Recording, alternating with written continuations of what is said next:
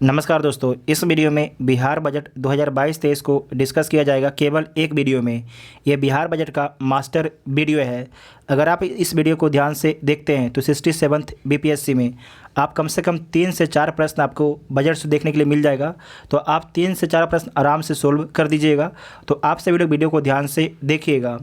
और जब तक टेलीग्राम ग्रुप ज्वाइन है कि टेलीग्राम ग्रुप ज्वाइन कर सकते हैं, वहाँ से इसका पीडीएफ को आप लोग डाउनलोड कर लीजिएगा, जिसे शाम को अपलोड कर दिया जाएगा। तो आइए देखते हैं पहला पॉइंट। सबसे पहले समझिए कि बजट कब पेश किया गया। तो 28 फरवरी 2022 को बजट पेश किया गया। किसके द्वारा? तो बिहार के उप मुख्यमंत्री सह वित्त मंत्री तारकिशोर प्रसाद के द्वारा बजट को पेश किया गया बिहार के विधानमंडल में। जो बजट था वित्तीय वर्ष 2022-23 का बजट था। और बजट का आकार कितना है? तो 2,37,691 करोड़ रुपए का बजट का आकार है। ये जो बजट है पिछले साल के बजट 2021-22 से 19,000 करोड़ रुपये आपके ज़्यादा का बजट है। जो पिछले साल का बजट था 2021-22 उससे 19,000 करोड़ रुपये ज़्यादा का बजट पेश किया गया है। 2022-23 में कितना का बजट है? 2,37,691 करोड़ रुपये का बजट है। दिमाग में इसे डाल लीजिए। 2022-23 में बिहार का विकास दर जो है 9.7% रहने का अनुमान लगाया गया है। जबकि 2020 और 21, ध्यान से देखिएगा, 2020 और 21 में बिहार का वृद्धि दर कितना रहा? मात्र 2.5% रही है। बिहार इस वर्ष भी देश में सबसे ज़्यादा आर्थिक समृद्धि दर प्राप्त करने वाला राज्य रहा है। नेक्स्ट पॉइंट है, पिछले कुछ वित्तीय वर्ष में राज्य का सकल घरेलू उत्पाद वृद्धि दर। पिछले कुछ वित्तीय वर्ष में जो है राज्य का सकल घरेलू उत्पाद वृद्धि दर के बारे में देखिए। एक तरफ के वित्तीय वर्ष है बिहार के जीएसडीपी वृद्धि दर, बिहार के जो है जीएसडीपी वृद्धि दर। तो इसमें पहला है कि 2022-23 में जो है बिहार का वृद्धि दर कितना रहेगा? तो 2022-23 में 9.7% आपके अनुमानित है। जबकि भारत का जीडीपी विकास दर कितना रहेगा? तो 2022-23 में 9.2% रहने का अनुमान लगाया गया है। बिहार का 9.7% रहने का अनुमान लगाया गया है। 2021-22 में जो है बिहार का वृद्धि दर 9.8% रहने का अनुमान लगाया गया था। जबकि 2020-21 में कितना रहा है? तो 2.5% रहा है बिहार का वृद्धि दर। बिहार का सकल घरेलू उत्पाद वृद्धि दर कितना रहा है? तो 2.5% रहा है। पिछले वित्तीय वर्ष से 9% बढ़ा बजट का आकार। पिछले वित्तीय वर्ष से जो है, पिछले वित्तीय वर्ष मतलब कि 2021-22 से, ठीक है, पिछले वित्तीय वर्ष से 9% बढ़ा बजट का आकार। यहाँ पर देख लीजिए, लिखा भी गया है 2021-22 में और 2022-23 में बजट का आकार के बारे में। बजट का आकार 2021-22 में कितना था? तो 2,18,000 करोड़ का था। 2,18,000 करोड़ का आपके बजट था। जबकि 2022-23 में कितना है? 2,37,000 करोड़ का आपके बजट पेश किया गया है। योजना मद कितना है? तो इकाई, दहाई, सैकड़ा, हज़ार, 10,000, लाख। 1,518 करोड़ था 2021-22 में। जबकि 2022-23 में कितना है? 1,230 करोड़ का है। गैर योजना मद कितना था 2021-22 में? 1,17,783 करोड़ का था। जबकि 2022-23 में जो है गैर योजना मद में कितना खर्च किया जाएगा? तो 1,37,460 करोड़ रुपये। 1,37,460 करोड़ रुपया। इसे याद रखिएगा, पूछा जाता है आपसे एग्ज़ाम में। उसके बाद नेक्स्ट है कुल 2,37,691.19 करोड़ रुपये का आपकी बजट है। उसके बारे में यहाँ पर दिया गया है। कुल व्यय कितना होगा?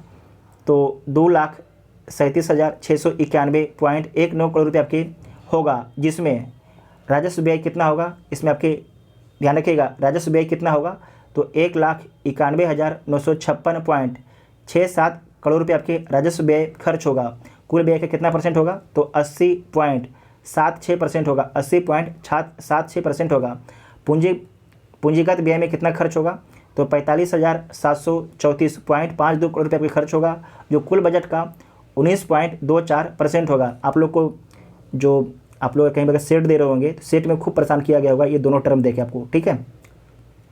तो इसे आपको याद होना चाहिए। कुल प्राप्तियों का अनुमान, जो कुल प्राप्तियों का अनुमान है, कितना अनुमान है, 2,37,891.94 करोड़ रुपया करके अनुमान है, जिसमें राजस्व प्राप्तियाँ कितना होगा, तो 1,96,704.51 करोड़ रुपया आपके कहाँ से आएगा, राजस्व प्राप्तियाँ से आएगा। पूंजीगत प्राप्तियाँ से कितना आएगा, तो 41,187.43 करोड़ रुपये आपका जो है पूंजीगत प्राप्तियाँ से आएगा। दोबारा देखिए, राजस्व प्राप्तियाँ से कितना आएगा, 1,96,704.51 करोड़ रुपये आपका आएगा राजस्व प्राप्तियाँ से। पूंजीगत प्राप्तियाँ से कितना आएगा, तो 41,187.43 करोड़ रुपये आपका जो है पूंजीगत प्राप्तियाँ से आएगा। उसके बाद है राजस्व बजट, रेवेन्यू सरप्लस के बारे में देखिए। राजस्व प्राप्तियाँ, राजस्व व्यय, तो राजस्व प्राप्तियाँ कितना होगा आपके 1,96,704.51 करोड़ रुपये आपके अनुमानित किया गया है। और राजस्व व्यय कितना खर्च होगा, 1,91,956.67 करोड़ रुपये आपके जो है राजस्व व्यय पर खर्च किया जाएगा।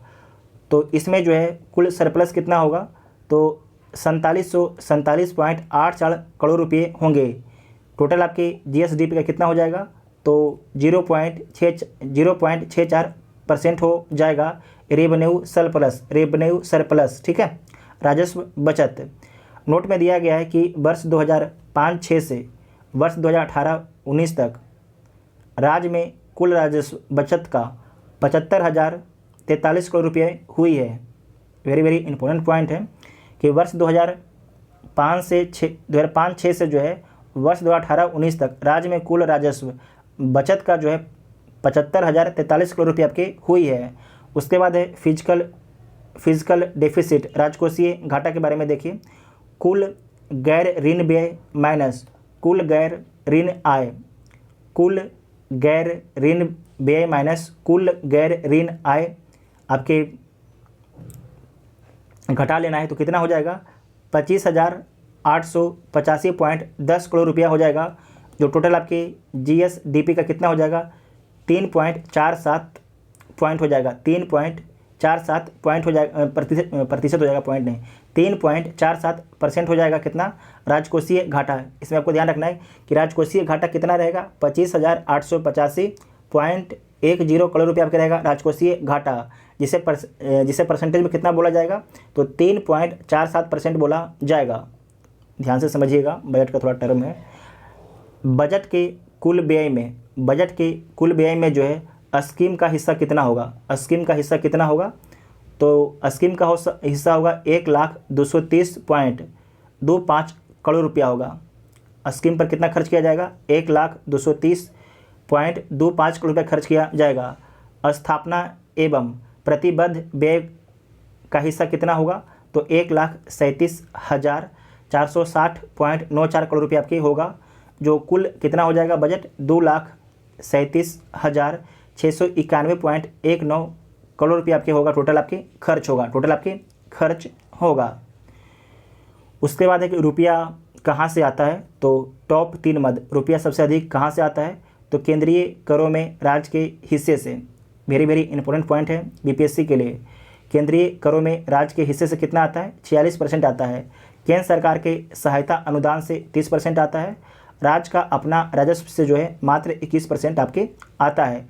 केंद्रीय करों में जो है राज्य के हिस्से से कितना आता है, 46% आता है, और केंद्र सरकार अनुदान देगी 30%, और राज्य का अपना जो राजस्व है 21% है।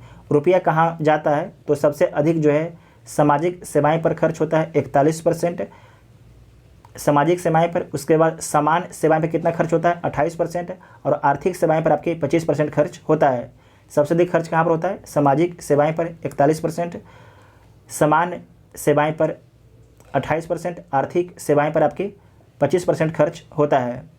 उसके बाद है बिहार बजट 2022-23 में विकास के लिए छः सूत्र आपके तय किए गए हैं। ये 6 सूत्र के बारे में ध्यान से देखिएगा। बिहार बजट 2022-23 में जो है विकास के लिए 6 सूत्र आपके तय किया गया है, तो इस 6 सूत्र के बारे में देखिए। 2022-23 6 सूत्र का फोकस। इसमें पहला है स्वास्थ्य। स्वास्थ्य पर कितना खर्च किया जाएगा? तो 16,134.39 करोड़ रुपये खर्च किया जाएगा आपके स्वास्थ्य पर। शिक्षा पर कितना खर्च किया जाएगा? तो शिक्षा पर 39,191.87 करोड़ रुपये खर्च किया जाएगा शिक्षा पर।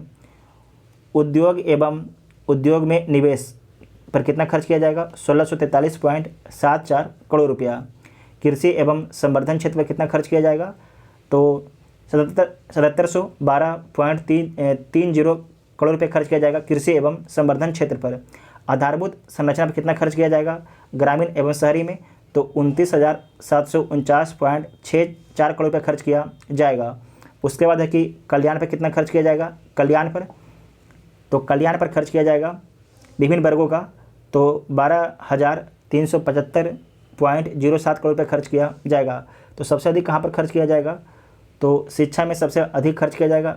सेकेंड में कौन है? तो सेकेंड में आपका है आधारभूत संरचना। आधारभूत संरचना आपके सेकेंड में है। और तीसरा में कौन है? तो तीसरा में आपके है स्वास्थ्य है। चौथा में कौन है? तो समाज कल्याण है। और पाँचवा में कौन हो जाएगा? पाँचवा में है कृषि एवं संवर्धन। और छठा में कौन हो जाएगा? तो उद्योग हो जाएगा। ठीक है, छठा में आपके उद्योग हो जाएगा। तो ये आपके 6 आपके सूत्र है। उसके बाद है कि इन 6 सूत्र के आधार पर सरकार जो है स्कूली शिक्षा को बेहतर बनाना चाहती है। इसके लिए इन 6 सूत्र में शिक्षा और आधारभूत संरचना इंफ्रास्ट्रक्चर पर सबसे अधिक जो पैसा आपके खर्च कर रही है। देखिए शिक्षा पर कितना था? 39,000 करोड़ था ना, और जो आधारभूत है इस पर 29,000 करोड़ रुपये खर्च किया जा रहा है। पूरा डेटा देख लीजिएगा एग्जैक्ट। उसके बाद है कि इस बजट के तहत जो है राज्य में निजी निवेश एवं उद्योग को बढ़ावा देने के लिए राज्य सरकार औद्योगिक प्रोत्साहन नीति, स्टार्टअप नीति इत्यादि लागू किया गया है। दोबारा देखिएगा, इस बजट के तहत जो है राज्य में निजी निवेश एवं उद्योग को बढ़ावा देने के लिए राज्य सरकार जो है औद्योगिक प्रोत्साहन नीति, स्टार्टअप नीति इत्यादि लागू आपके किया है।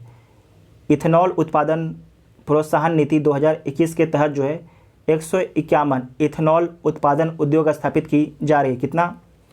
151 इथेनॉल उत्पादन उद्योग स्थापित की जा रही है।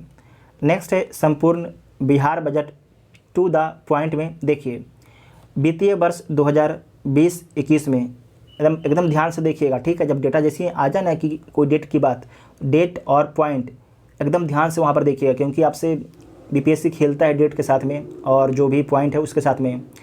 वित्तीय वर्ष 2020-21 में बिहार का जो है कृषि विकास दर 3.7% रहा है।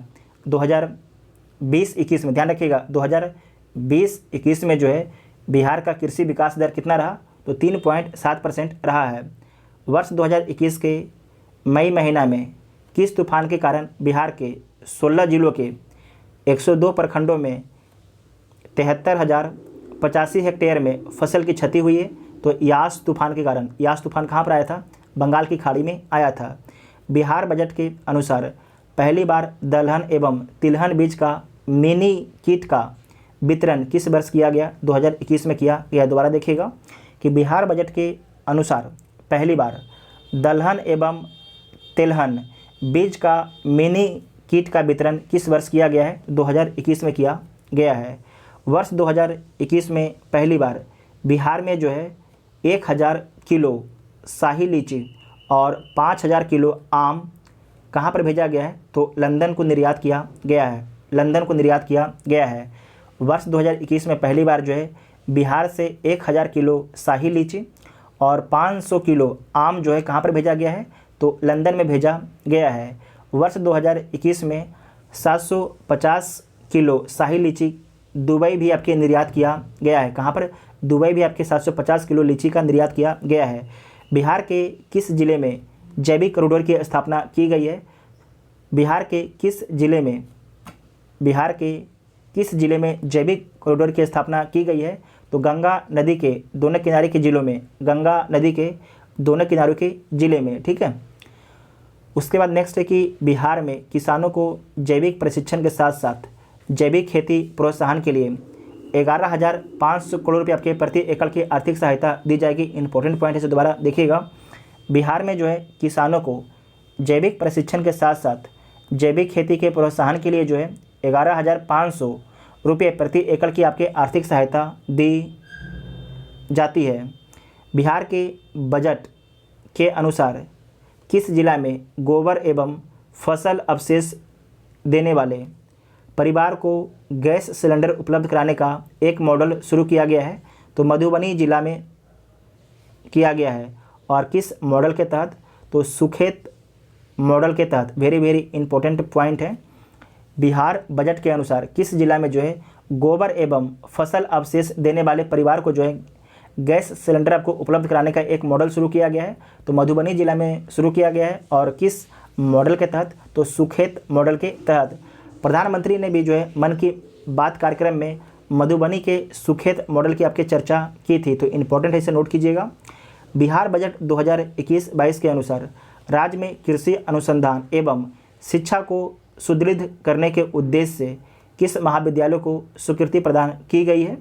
तो कृषि अभियंत्रण महाविद्यालय आरा को, कृषि जैव प्रौद्योगिकी महाविद्यालय सबौर भागलपुर को, कृषि व्यवसाय प्रबंधन महाविद्यालय पटना को।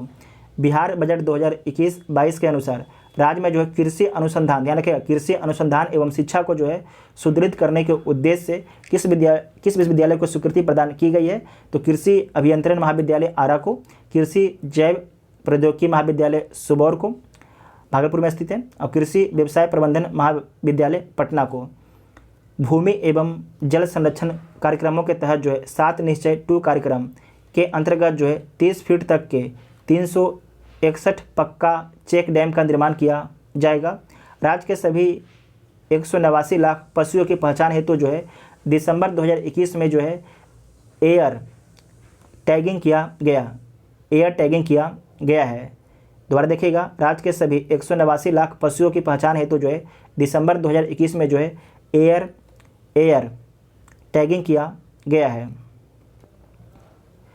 वित्त वर्ष 2021-22 में कितने दुग्ध सहकारी समितियों का गठन कॉमफेड पटना द्वारा किया जा रहा है? तो 1000। कितना? 1000।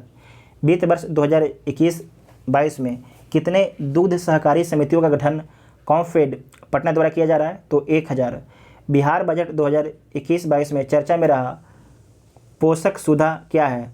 तो पोषक सुधा क्या है? तो दूध चूर्ण है। क्या है? दूध चूर्ण है। लॉकडाउन के समय आंगनबाड़ी केंद्रों के बच्चों को पोषक सुधा होम डिलीवरी के रूप में उपलब्ध कराया गया था। लॉकडाउन के समय जो आंगनबाड़ी केंद्रों के बच्चों को जो है पोषक सुधा होम डिलीवरी के रूप में आपके उपलब्ध कराया गया था। वर्ष 2020-21 में बिहार में जो है मत्स्य उत्पादन कुल कितना रहा है? ध्यान रखिएगा, 2020-21 का ही डेटा आपसे ज़्यादा पूछा जाएगा। 2020-21 में जो है बिहार में मत्स्य उत्पादन कुल कितना रहा है? तो 6.83 लाख मीट्रिक टन रहा है। 6.83 लाख मीट्रिक टन रहा है। मत्स्य उत्पादन में बिहार का स्थान भारत में चौथा स्थान पर रहा है। बिहार में प्रति व्यक्ति मत्स्य की उपलब्धता कितना है? तो 9.6 किलोग्राम है। 9.6 किलोग्राम है। नेक्स्ट है, देसी गोवंश के संरक्षण एवं संवर्धन हेतु गोवंश विकास संस्थान की स्थापना कहाँ की जाएगी? तो बिहार पशु विज्ञान विश्वविद्यालय पटना में की जाएगी। बिहार राज्य के फसल सहायता योजना पोर्टल को कंप्यूटर सोसाइटी ऑफ इंडिया के द्वारा ई गवर्नेंस के लिए अवार्ड ऑफ एक्सीलेंस प्रदान किया गया है। अवार्ड ऑफ एक्सीलेंस प्रदान किया गया है। दोबारा देखिएगा, बिहार राज्य के फसल सहायता पोर्टल को जो है किसे? फसल सहायता पोर्टल को जो है कंप्यूटर सोसाइटी ऑफ इंडिया के द्वारा जो है ई गवर्नेंस के लिए अवार्ड ऑफ एक्सीलेंस प्रदान किया गया है। किस जिले में जो है कमला नदी पर बराज के निर्माण के कारण की जानकारी बिहार बजट 2021-22 में दी गई है? तो जयनगर, मधुबनी। किस जिले, ध्यान रखिएगा, किस जिले में कमला नदी पर जो है बराज के निर्माण कार्य की जानकारी बिहार बजट 2021-22 में दी गई है? तो जयनगर, मधुबनी में जो आपके कमला नदी पर विराजमान रहा, उसकी जानकारी 2021-22 के बजट में दी गई है। गंगा उद्भव योजना एवं जल जीवन हरियाली अभियान के तहत जो है राजगीर, गया, बोधगया, नवादा शहरों में गंगा के पानी को पाइपलाइन के सहारे पेयजल उपलब्ध कराई जाएगी। इसे आप लोग VVI मार्क कीजिएगा, इस क्वेश्चन को VVI मार्क कीजिएगा और दोबारा पढ़िएगा कि गंगा उद्भव, इसका उच्चारण कर सकते हैं आप लोग, हो सकता है हम इसका उच्चारण गलत कर रहे होंगे। गंगा उद्भव योजना एवं जल जीवन हरियाली अभियान के तहत जो है 4 शहर राजगीर, गया, बोधगया एवं नालंदा शहरों को जो है गंगा के पानी को पाइपलाइन के माध्यम से पहुंचाया जाएगा। इन 4 लोकेशन का नाम याद रखिएगा। राजगीर फेमस है, राजगीर के बगल में ही आपका है नवादा, ठीक है, और नवादा के ही बगल में आपके है गया, और गया के बगल में ही है बोध गया। और इस पाइपलाइन की कुल लंबाई कितना होगा, तो 150 किलोमीटर इस पाइपलाइन की पूरी आपकी लंबाई होगी। उसके बाद नेक्स्ट है कि किस नदी में पूरे वर्ष जल की उपलब्धता सुनिश्चित करने हेतु बजट में जो है 266.50 करोड़ की रबर डैम बनाने का प्रावधान किया गया है। तो जो रबर डैम बनाने का प्रावधान किया गया है गया के विष्णुपद मंदिर के पास फल्गु नदी में, गया के विष्णुपद मंदिर के पास फल्गु नदी में। बिहार बजट के अनुसार किस योजना के तहत जो है बिहार के सभी ग्रामीणों को शुद्ध पेयजल की आपूर्ति कराई जाएगी, तो मुख्यमंत्री पेयजल निश्चय योजना के तहत। वेरी वेरी इंपॉर्टेंट पॉइंट है, मुख्यमंत्री पेयजल। नेक्स्ट है 15वें वित्त आयोग के अनुशंसा के तहत 15वें वित्त आयोग के अध्यक्ष कौन है, तो एन के सिंह है। तो वित्तीय वर्ष 2021-22 से वित्तीय वर्ष 2025-26 तक जो है बिहार राज्य के त्रिस्तरीय पंचायती राज संस्थाओं के लिए टाइड एवं अनटाइड के रूप में 19,561 करोड़ रुपये आपके अनुदान की राशि अनुशंसित की गई है। वित्तीय वर्ष 2021-22 से वित्तीय वर्ष 2025-26 तक के लिए जो है पंचायती राज विभाग को स्वास्थ्य प्रक्षेत्र हेल्दी सेक्टर में कुल जो है 4802.88 करोड़ रुपये आपके अनुशंसित की है। बिहार में वर्तमान में सष्टम राज्य वित्त आयोग कार्यरत है। बिहार में सष्टम राज्य वित्त आयोग आपके कार्यरत है, ध्यान रखिएगा। आपको हम बताए थे कि जो केंद्र सरकार में जो राष्ट्रपति वित्त आयोग नियुक्त करते हैं वो कौन है, तो एन.के. सिंह है। और बिहार में जो है वर्तमान में सष्टम राज्य वित्त आयोग आपके कार्यरत है। बिहार के पंचायत आम चुनाव 2021 में पहली बार बायोमेट्रिक प्रणाली की व्यवस्था की गई है। मनरेगा के तहत जो है वर्ष 2021-22 के लिए बिहार में 20 करोड़ मानव दिवस के सृजन के लक्ष्य रखा गया है, जिसमें जनवरी 2022 तक 12.01 करोड़ मानव दिवस सृजित हुआ। इसमें महिलाओं की भागीदारी 54.2% थी। केंद्र प्रायोजित स्वच्छ भारत मिशन ग्रामीण के समानांतर बिहार राज्य में कौन सी योजना चल रही है, तो बिहार राज्य में जो है लोहिया स्वच्छ योजना चल रही है। बिहार में जो है लोहिया स्वच्छ योजना चल रही है। लोहिया स्वच्छ बिहार अभियान द्वितीय चरण अंतर्गत राज्य के 210 प्रखंडों में जो है प्लास्टिक अवशिष्ट प्रबंधन अधोसंरचना इकाई की स्थापना का लक्ष्य रखा गया है। जीविका द्वारा अब तक कुल कितने स्वयं सहायता समूहों का गठन किया गया है, तो 10.31 लाख स्वयं सहायता समूहों का गठन किया गया है। बिहार बजट 2022-23 के नेक्स्ट है कॉमफेड के साथ समन्वय कर जीविका दीदियों ने जो है डेयरी कोऑपरेटिव सोसाइटी का गठन किया है। वित्तीय वर्ष 2022-23 में गैर कृषि गतिविधियों के 1.5 लाख परिवारों को इससे लाभान्वित करने का लक्ष्य रखा गया है। बिहार बजट 2022-23 के अनुसार जो है जीविका दीदियों द्वारा जो है दीदी की रसोई का संचालन किस विभाग के सहयोग से किया जा रहा है, अच्छा प्रश्न है। बिहार बजट 2022-23 के अनुसार जो है जीविका दीदियों द्वारा दीदी की रसोई का संचालन किस विभाग के सहयोग से किया जा रहा है, तो स्वास्थ्य विभाग के सहयोग से किया जा रहा है। स्वास्थ्य विभाग के सहयोग से किया जा रहा है।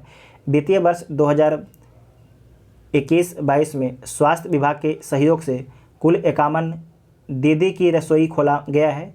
वित्तीय वर्ष 2022-23 में जो है 9 और दीदी की रसोई खोलने का लक्ष्य रखा गया है। 2021-22 में जो है स्वास्थ्य विभाग के सहयोग से कुल 51 दीदी की रसोई खोला गया है, जबकि 2022-23 में जो है 9 और दीदी की रसोई खोलने का लक्ष्य रखा गया है।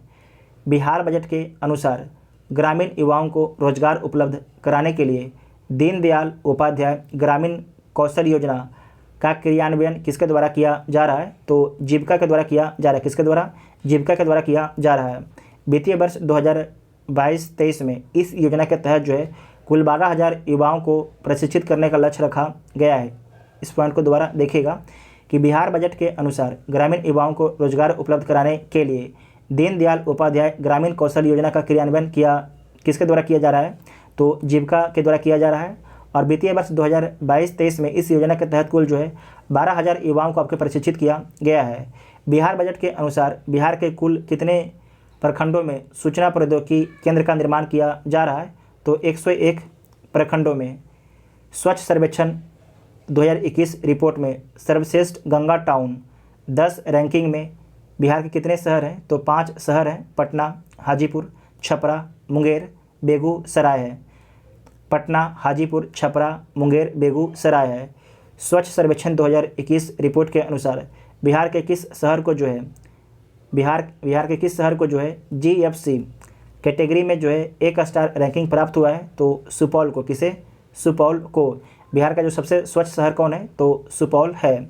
बिहार बजट 2022-23 के अनुसार कितने नगर निकायों को ODF plus open defecation free, मतलब कि बाहर में शौच से मुक्त, तो ओपन डेफिकेशन फ्री प्लस घोषित किया जा चुका है? तो 24 नगर निकायों को 118 नगर निकाय ODF प्लस की ओर अग्रसर हैं।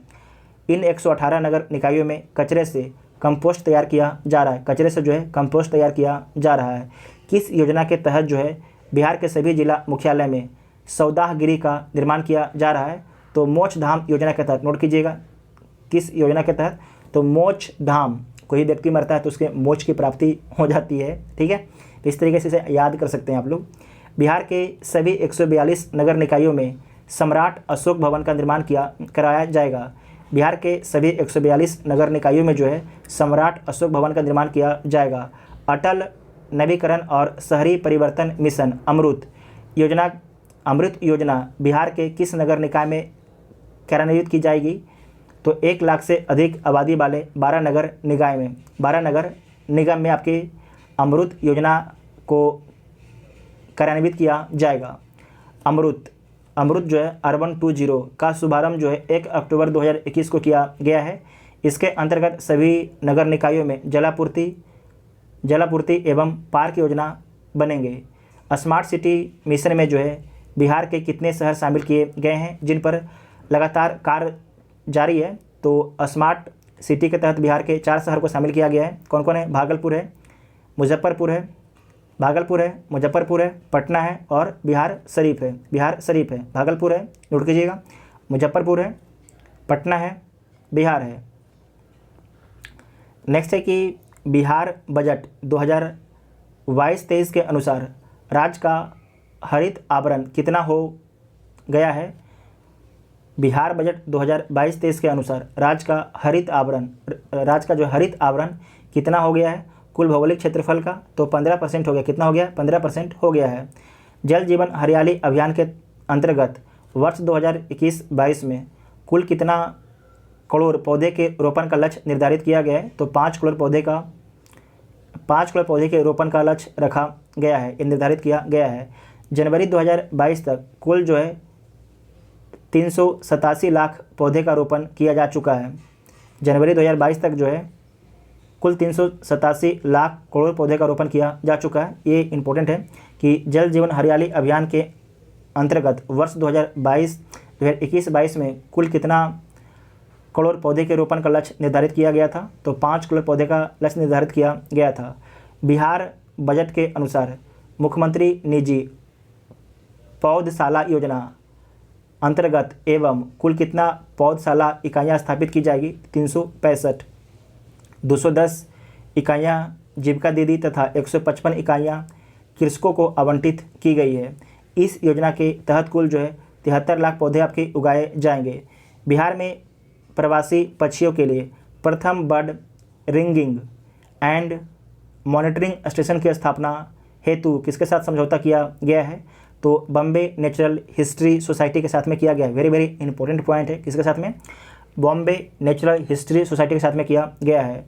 बिहार बजट 2022-23 के अनुसार बिहार में पहली बार जो है पक्षी महोत्सव का आयोजन कहाँ पर किया गया है? तो भागलपुर जिले में किया गया है।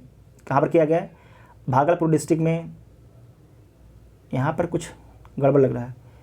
बिहार बजट 2022-23 के अनुसार, अच्छा ठीक है, 2022-23 के अनुसार जो है बिहार में पहली बार पक्षी महोत्सव का आयोजन कहाँ पर किया गया है? तो भागलपुर जिले में। साथ में आपको ध्यान रखना है कि बिहार में प्रथम राजकीय पक्षी महोत्सव जो है कलरव का आयोजन 15 से 17 जनवरी 2022 को कहाँ पर किया गया? तो जमुई जिले के नागी नकटी पक्षी अभयारण्य में किया गया है।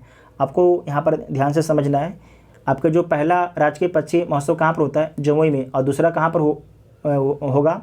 तो आपके भागलपुर डिस्ट्रिक्ट में होगा। लेकिन यहाँ पर क्या बोला गया कि बजट 2022-23 के अनुसार बिहार में पहली बार पक्षी महोत्सव का आयोजन कहाँ पर किया गया है? तो भागलपुर में किया गया है, बजट 2022-23। जबकि आपको याद रखना है कि बिहार में प्रथम जो राजकीय पक्षी महोत्सव कलरव है, इसका आयोजन 15 से 17 जनवरी 2022 को कहाँ पर किया गया है? तो जमुई जिले के नागी नकटी पक्षी अभयारण्य में किया गया है। बिहार बजट 2022-23 के अनुसार 400 एकड़ के जू सफारी का निर्माण राजगीर के किस पहाड़ी के घाटी क्षेत्र में किया गया है? तो स्वर्णगिरी में। कहाँ पर? इसे नोट कीजिएगा, इंपॉर्टेंट है। स्वर्णगिरी तथा वैभवगिरी पहाड़ी के घाटी क्षेत्र में किया गया है। स्वर्णगिरी एवं वैभवगिरी पहाड़ी घाटी के क्षेत्र में किया गया है। जू सफारी के 500 हेक्टेयर वन क्षेत्र में नेचर सफारी की भी स्थापना की गई है। नेचर सफारी में कितने मीटर के ग्लास सस्पेंशन ब्रिज लगाया गया है? तो 40 मीटर का आपके जो है ग्लास सस्पेंशन ब्रिज लगाया गया है, जिसका उद्घाटन बिहार के मुख्यमंत्री नीतीश कुमार के द्वारा किया गया था। वर्ष 2020 में बिहार का पहला और देश का 38वां रामसर साइट कौन घोषित किया गया है? तो कांवरताल झील, जो कहाँ पर स्थित है? बेगूसराय में स्थित है। बजट 2022-23 के अनुसार वित्तीय वर्ष 2021-22 में 2 नई योजना, मुख्यमंत्री युवा उद्यमी योजना और मुख्यमंत्री महिला उद्यमी योजना को कब से लागू की गई है? तो 18 जून 2021 से। नेक्स्ट, अस्थायी और वैकल्पिक ईंधन को प्रोत्साहित करने तथा जीवाश्म ईंधन तेल के आयात को कम करने के उद्देश्य से बिहार सरकार ने एथेनॉल उत्पादन प्रोत्साहन नीति 2021 कब से लागू किया है? तो इसे नोट कीजिएगा, 17 मार्च 2021 से। 17 मार्च 2021 से। बिहार के किस जिले में इंटीग्रेटेड मैन्युफैक्चरिंग क्लस्टर की स्थापना किया जाएगा? तो गया जिले में डोभी अंचल में, गया जिले के, इसे कीजिएगा, गया जिले के डोभी अंचल में जो है इंटीग्रेटेड मैन्युफैक्चरिंग क्लस्टर का स्थापना किया जाएगा, गया जिले के डोभी अंचल में। नेक्स्ट है भारतीय अंतर्राष्ट्रीय व्यापार मेला 2021। बिहार के तरफ से बिहार उद्योग विभाग आपकी भागीदारी की है। उद्योग विभाग बिहार को इस मेले में स्वर्ण पदक से नवाजा गया है। बहुत ही अच्छा प्रश्न है ये। भारतीय अंतर्राष्ट्रीय व्यापार मेला 2021 बिहार के तरफ से बिहार उद्योग विभाग भागीदारी की थी, और उद्योग विभाग को जो है बिहार को इस मेले में स्वर्ण पदक से नवाजा गया है। बिहार बजट के अनुसार देखिए, खादी मॉल पटना की तर्ज पर गया, मुजफ्फरपुर राज्य के अन्य शहरों में खादी मॉल का निर्माण किया जाएगा। तो बिहार का पहला जो खादी मॉल कहाँ पर खोला गया है? तो पटना में खोला गया है। बीटेक एवं एमटेक कोर्स प्रारंभ करने हेतु इंस्टीट्यूट ऑफ पेट्रोकेमिकल टेक्नोलॉजी की स्थापना कहाँ की जाएगी? तो बिहटा में की जाएगी। पटना में central institute of petrochemical engineering and technology CIPET के सहयोग से इसका मुख्यालय कहाँ पर है? तो चेन्नई में इसका मुख्यालय है। प्रधानमंत्री मातृ वंदना योजना के अंतर्गत जो है बिहार के गर्भवती एवं धात्री महिलाओं को कितनी राशि भुगतान की जाएगी? तो 5,000 रुपये आपको दी जाएगी, 3 किस्तों में दिया जाता है। इसे ध्यान से दोबारा पढ़िएगा कि प्रधानमंत्री मातृ वंदना योजना, ठीक है, प्रधानमंत्री मातृ वंदना योजना के अंतर्गत जो है बिहार के गर्भवती महिलाओं को कितनी राशि आपकी भुगतान की जाएगी? तो 5,000 रुपये आपके भुगतान की जाएगी। नेक्स्ट है परवरिश योजना के तहत जो है 0 से 18 वर्ष के बच्चों को कितनी आर्थिक सहायता प्रदान की जाएगी? तो 1,000 रुपया प्रति माह। मुख्यमंत्री SC/ST छात्रावास अनुदान योजना के तहत कितना रुपया प्रति माह की दर से SC/ST छात्र छात्राओं को छात्रावास अनुदान का लाभ दिया जाएगा? तो 1,000 प्रति माह। मद्य निषेध लागू होने के बाद वैसे लोग जो शराब व्यवसाय के जीवन यापन कर रहे थे उनके लिए सरकार कौन सी योजना लागू की है? तो सतत जीविकोपार्जन योजना आपकी लागू की है। और इस योजना के अंतर्गत जो है रोजगार हेतु जो है 60,000 रुपये से 1 लाख तक आर्थिक मदद की जा सकती है। राज्य के बोला गया है कि नीरा, अब जो दारू के स्थान पर जो है नीरा बेचा जाएगा, शायद नीरा ही होगा, ठीक है, नीरा ही होना चाहिए। नेक्स्ट है कि राज्य के नागरिकों के आर्थिक, सामाजिक, शैक्षणिक, राज्य के नागरिकों के आर्थिक, सामाजिक, शैक्षणिक हितों को ध्यान में रखते हुए सरकार द्वारा जो है राज्य में 1 अप्रैल 2016 से देसी शराब एवं 05 अप्रैल 2016 से विदेशी शराब पर आपकी प्रतिबंध लगाकर संपूर्ण राज्य में पूर्ण शराबबंदी लागू किया गया है। इसे दोबारा देखिएगा। राज्य के नागरिकों के आर्थिक, सामाजिक, शैक्षणिक हितों को ध्यान में रखते हुए राज्य सरकार द्वारा जो है 1 अप्रैल 2016 से देसी शराब, 1 अप्रैल 2016 से देसी शराब, उसके बाद है 5 अप्रैल 2016 से जो है विदेशी शराब पर प्रतिबंध लगाकर जो है संपूर्ण राज्य में पूर्ण शराबबंदी आपके लागू कर दिया है। यदि कोई तिपहिया वाहन टैक्सी महिला के नाम पर निर्बंधित होना है तो उसका चालान स्वयं उस महिला या अन्य महिला के द्वारा किया जाता है। तो उसके लिए वाहन कर में कितनी प्रतिशत आपकी छूट होगी? तो 100% आपकी छूट होगी। दोबारा देखिएगा, यदि कोई 3 पहिया वाहन टैक्सी महिला के नाम पर निर्बंधित होना है और उसका चालान स्वयं उस महिला या अन्य महिला के द्वारा किया जाता है तो उसके लिए वाहन कर में कितने प्रतिशत आपको छूट दी जाएगी? तो 100% की आपको छूट दी जाएगी। ई रिक्शा, ई कार्ट के परिचालन को बढ़ावा देने हेतु बैटरी चालित यान, इलेक्ट्रिक वाहन को किसी भी व्यक्ति के लिए कुल कर में कितने प्रतिशत आपकी छूट दी जाएगी? तो 50% की आपकी छूट दी जाएगी। जो भी आपके बैटरी का गाड़ी खरीदेगा उसे 50% आपकी बिहार सरकार छूट देगी। किस चीज़ में? कर में। बिहार बजट 2022-23 के अनुसार वैसे प्रखंड जहां वाहन प्रदूषण जांच केंद्र स्थापित नहीं है उन प्रखंडों हेतु जो है वाहन प्रदूषण जांच केंद्र प्रोत्साहन योजना लागू की गई है। इस योजना के अंतर्गत जो है प्रदूषण जांच केंद्र के उपयोग में लाए जाने वाले उपकरण के क्रय का 50% राशि अथवा अधिकतम 3 लाख रुपये प्रोत्साहन राशि अनुदान के रूप में आवेदक को दिए जाने का प्रावधान किया गया है। बजट 2022-23 के तहत राज्य में जो है सड़क दुर्घटना में मृतकों के आश्रितों को 5 लाख रुपये एवं गंभीर रूप से घायलों को 50,000 रुपये तत्काल अंतरिम मुआवजा देने का प्रावधान किया गया है।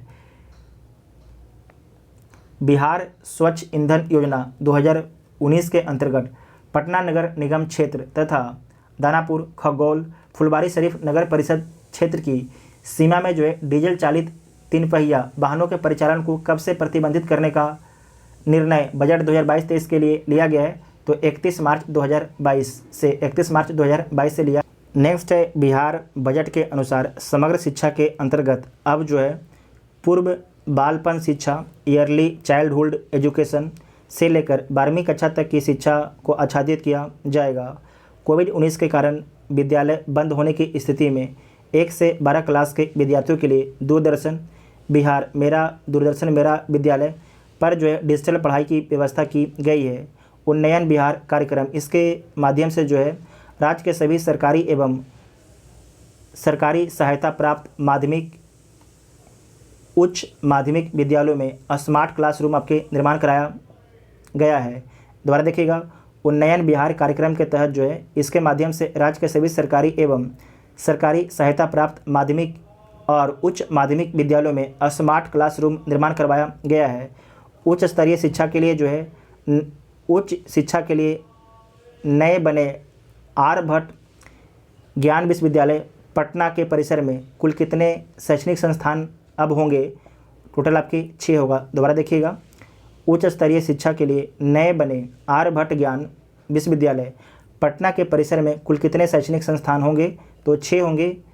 पूर्व से स्थापित 3 शैक्षणिक संस्थान हैं, उसका नाम इस प्रकार है। सेंटर फॉर ज्योग्राफिकल स्टडीज़, दूसरा है school of journalism and mass communication, तीसरा है Pataliputra school of economics.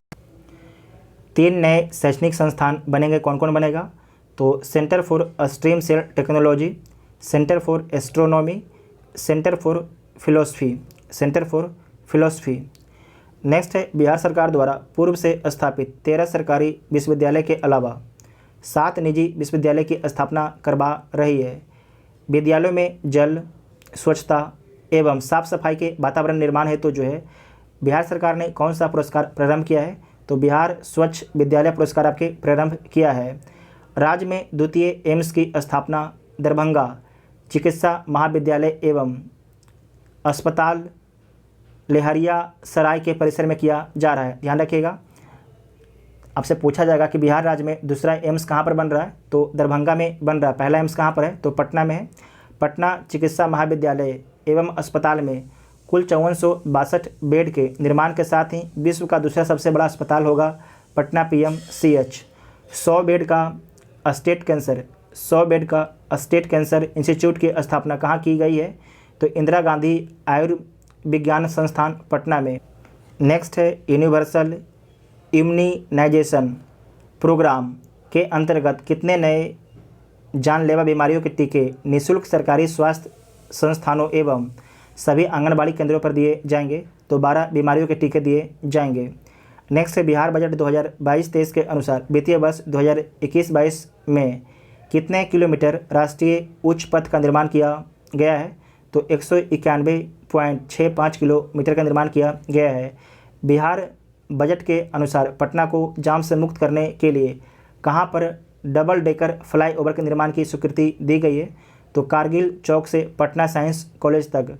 Kargil चौक से जो है पटना साइंस कॉलेज तक। बजट 2022-23 के अनुसार वित्तीय वर्ष 2021-22 में प्रधानमंत्री ग्राम सड़क योजना के अंतर्गत जो है 181.288 किलोमीटर एवं प्रधानमंत्री ग्राम सड़क योजना के अंतर्गत जो है 740.018 किलोमीटर अर्थात 921.306 किलोमीटर पथ आपके निर्माण कार्य आपके पूरा कराया जा चुका है। इसे दोबारा देखिएगा कि बजट 2022-23 के अनुसार जो है वित्तीय वर्ष 2021-22 में प्रधानमंत्री ग्राम सड़क योजना 1 के अंतर्गत 181.288 किलोमीटर, जबकि प्रधानमंत्री ग्राम सड़क योजना 2 के अंतर्गत जो है 740.018 किलोमीटर अर्थात कुल 921.306 किलोमीटर पथ निर्माण कार्य आपके पूर्ण कराया जा चुका है। बिहार बजट 2022-23 के अनुसार 2030 तक सतत विकास लक्ष्य के निर्धारित 17 लक्ष्यों में कितने लक्ष्यों को बिहार जो है 2020-21 में ही प्राप्त कर लिया है? तो 9 लक्ष्यों को प्राप्त कर लिया है, जबकि 8 लक्ष्य प्राप्त करने के लिए बचे हैं। बिहार बजट 2022-23 के अनुसार संकल्प योजना के अंतर्गत जो है बिहार राज्य प्रवासी मजदूरों के लिए migration counselling com registration centre स्थापित किया जा रहा है। दोबारा देखिएगा कि बिहार बजट 2022-23 के अनुसार जो है संकल्प योजना के अंतर्गत जो है बिहार राज्य प्रवासी मजदूरों के लिए migration counselling com registration centre स्थापित किया जा रहा है। बिहार के अंदर 10 और बिहार के बाहर 10 MCRC मतलब कि migration counselling com registration centre की स्थापना की जाएगी, जिससे प्रवासी मजदूरों को काफ़ी लाभ मिलेगा। वित्तीय वर्ष 2022-23 में राज्य के सभी नियोजन नालव उत्प्रवासी संसाधन केंद्र माइग्रेशन रिसोर्स सेंटर के रूप में कार्य करेगा। वर्तमान में जो है 4 जिला नियोजनालय सिवान, गोपालगंज, मधुबनी एवं पश्चिमी चंपारण में प्रस्थान पूर्व उन्मुखीकरण प्रशिक्षण केंद्र की स्थापना की गई है। इसे आप लोग पूरा एक बार दोबारा पढ़ लीजिएगा। उसके बाद है चौसा बक्सर में जो है, चौसा बक्सर में 2 गुना 660 मेगावाट, चौसा बक्सर में जो है 2 गुना 660 मतलब कि 660 का 2 गो मेगावाट 1320 MW ग्रीनफील्ड ताप विद्युत प्रतिष्ठान का निर्माण किसके सहयोग से किया जा रहा है? तो सतलज जल विद्युत लिमिटेड, सतलज जल विद्युत निगम लिमिटेड के सहयोग से, सतलज जल विद्युत निगम लिमिटेड के सहयोग से। दोबारा देखिएगा कि चौसा बक्सर में जो है 2 गुना 660 मेगावाट मतलब 1320 मेगावाट ग्रीनफील्ड ताप विद्युत प्रतिष्ठान का निर्माण किसके सहयोग से किया जा रहा है? तो सतलज जल विद्युत निगम लिमिटेड के सहयोग से किया जा रहा है।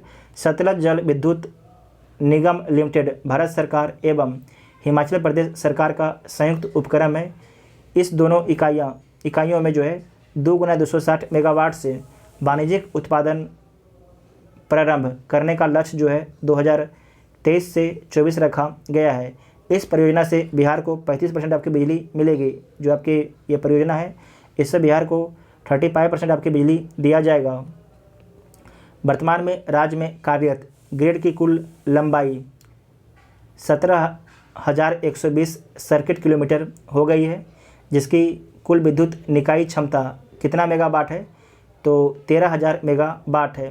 बिजली उपभोक्ताओं के लिए स्मार्ट मीटर को प्रीपेड मीटर में लगाने वाला बिहार देश का कौन सा राज्य बना है? तो पहला राज्य बना है।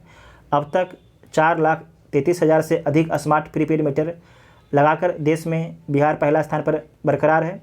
राज्य सरकार ने जो है कजरा एवं पीरपैती में सौर ऊर्जा परियोजना लगाने का निर्णय जो है बजट 2022-23 में लिया है। दोबारा देखिएगा कि राज्य सरकार ने जो है कजरा एवं पीरपैती में सौर ऊर्जा परियोजना लगाने का निर्णय जो है बजट 2022-23 में लिया है। इन दोनों स्थानों पर जो है 250 मेगावाट की परियोजना आपके लगाई जाएगी। जो कजरा है वहाँ पर 200 का और पीरपैती में 250 मेगावाट की परियोजना आपकी लगाई जाएगी। नेक्स्ट है बिहार के सरकारी भवनों पर किस मॉडल के तहत जो है रूफटॉप सोलर पावर प्लांट लगाया जा रहा है? तो केपेक्स मॉडल के तहत, CAPEX मॉडल के तहत। नीचे मछली ऊपर बिजली योजना, नीचे मछली ऊपर बिजली योजना, इसके तहत जो है दरभंगा ज़िले में, ध्यान रखिएगा, दरभंगा ज़िले में जो है 1.6 मेगावाट क्षमता वाला फ्लोटिंग सोलर पावर प्लांट लगाया जा रहा है। दरभंगा में जो है 1.6 मेगावाट क्षमता वाला फ्लोटिंग सोलर पावर प्लांट आपके लगाया जा रहा है। ये कहाँ पर लगाया जा रहा है? तो पानी के ऊपर में लगाया जा रहा है। सुपौल जिला में 525 kV क्षमता वाला फ्लोटिंग सोलर पावर प्लांट आपके लगाया जा रहा है। पहला कहाँ पर? दरभंगा में, दूसरा आपके सुपौल में लगाया जा रहा है। बिहार बजट 2022-23 के अनुसार बिहार में कुल कितना जल विद्युत परियोजनाएं उत्पादनरत है? बिहार बजट 2022-23 के अनुसार जो है बिहार में कुल कितना जल विद्युत परियोजनाएं जो है उत्पादनरत है, मतलब कि काम कर रही है? तो 13। इसकी कुल क्षमता कितना है? तो 54 मेगावाट है, 54 मेगावाट है। किस योजना या मिशन के तहत जो है बिहार के सभी जिलों में एक अभियंता महाविद्यालय एवं एक पॉलिटेक्निक संस्थान स्थापित किया जाएगा? तो अवसर बढ़े आगे बढ़े के तहत राज्य में तकनीकी शिक्षा के उन्नयन एवं विकास हेतु किस अधिनियम के तहत बिहार अभियंत्रण मतलब इंजीनियर विश्वविद्यालय का गठन किया गया है? तो बिहार अभियंता विश्वविद्यालय अधिनियम 2021 के द्वारा बिहार सरकार ने कोविड-19 के संक्रमण को नियंत्रित करने के लिए डेडिकेटेड अस्पताल, कोविड केयर सेंटर एवं dedicated Covid health care centre की व्यवस्था की है। राज्य सरकार द्वारा कोविड-19 से मृत व्यक्तियों के आश्रितों को जो है कितनी अनुग्रह अनुदान करने का निर्णय लिया गया है, तो 4 लाख रुपये प्रति मृतक व्यक्ति को दिया जाएगा। राज्य सरकार द्वारा कोविड-19 से मृत व्यक्तियों के आश्रितों को जो है कितनी अनुदान करने का निर्णय लिया गया है, तो 4 लाख रुपया प्रति मृतक को दिया जाता है जिनकी कोरोना से मौत हो जाती है, उनके फैमिली को दिया जाता है, उनको नहीं। अब इसे बढ़ाकर जो है कितना कर दिया गया है, 4.5 लाख रुपया प्रति मृतक कर दिया गया है। पहले कितना मिलता था, 4 लाख, अब कर दिया गया इसे 4.5 लाख कर दिया गया है। इंपॉर्टेंट इसे नोट कीजिएगा। नेक्स्ट है कि बजट 2022-23 के अनुसार बजट 2022-23 के अनुसार बाढ़ 2021 से निपटने हेतु बाढ़ प्रभावित परिवारों को कितने राशि सीधे उनके खाते में PFMS के माध्यम से भेजी गई है, तो 6,000 रुपया प्रति परिवार दिया गया है। 6,000 रुपया प्रति परिवार दिया गया है। नेक्स्ट है राष्ट्रीय खाद्य सुरक्षा अधिनियम के तहत बिहार के ग्रामीण एवं शहरी क्षेत्रों में कितनी जनसंख्या को आच्छादित करने का लक्ष्य रखा गया है, तो ग्रामीण क्षेत्रों में जो है 85.12%, शहरी क्षेत्रों में जो है 74.53%। राष्ट्रीय खाद्य सुरक्षा अधिनियम 2013 को लागू करने वाला बिहार देश का प्रथम राज्य है। इसे बिहार में 1 फरवरी 2014 से लागू किया गया था। बिहार में अंत्योदय परिवारों को कितना किलोग्राम खाद्यान्न दिया जाता है, तो 35 किलोग्राम खाद्यान्न दिया जाता है। इसमें 14 किलोग्राम गेहूं होता है और 21 किलोग्राम आपके चावल होता है। 14 किलोग्राम आपके गेहूं होता है और 21 किलोग्राम आपके चावल होता है।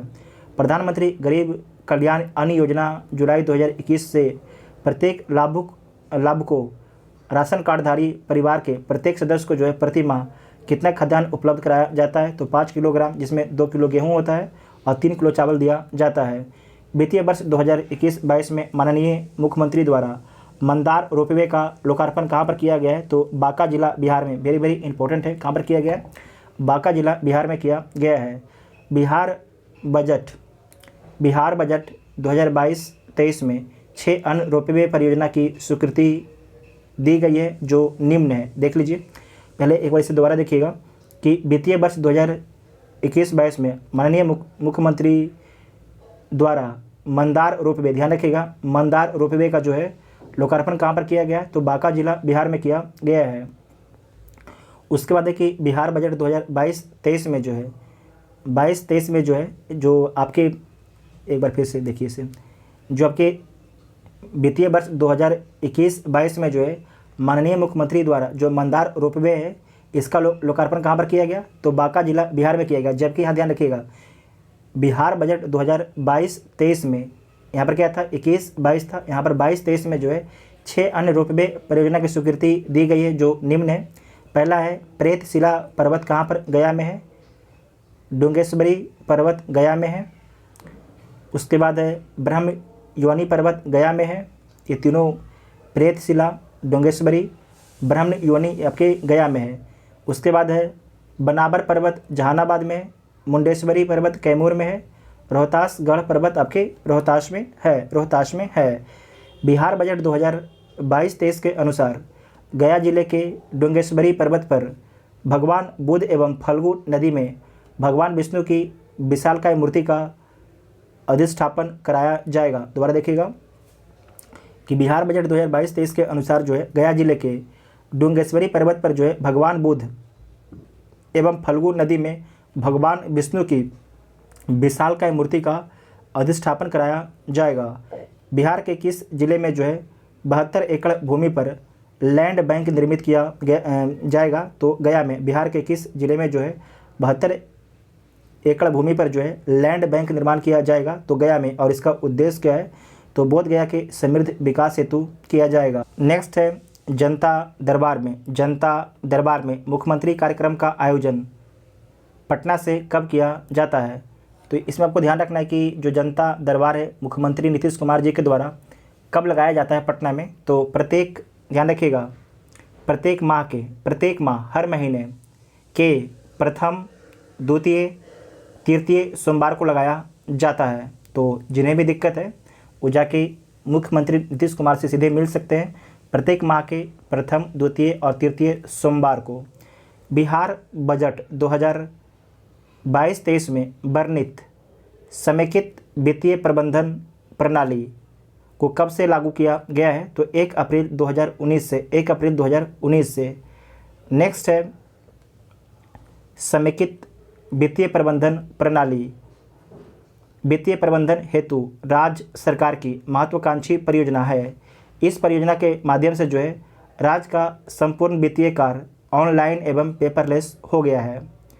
CFMS 2 को वित्तीय वर्ष 2022-23 में चरणबद्ध तरीके से लागू करने की योजना है।